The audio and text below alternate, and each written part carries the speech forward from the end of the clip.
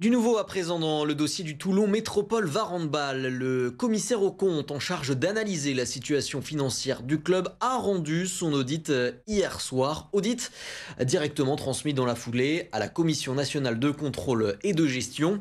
CNCG Lucas qui se veut plutôt dans une logique d'accompagnement et c'est une bonne nouvelle pour le club.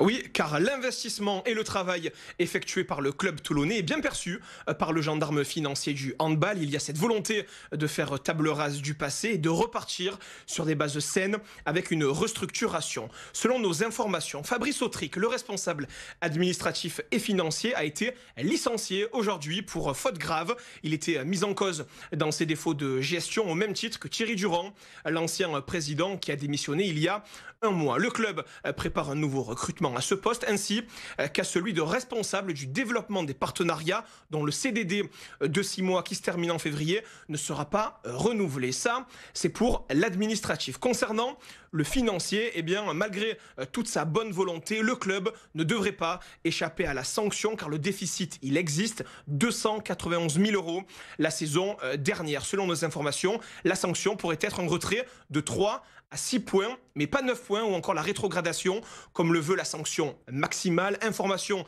à prendre des pincettes car le dossier doit encore être étudié en profondeur par la CNCG. Alors, cet audit révèle des défauts de gestion, mais a priori, pas de détournement de fonds ou d'autres transactions illégales.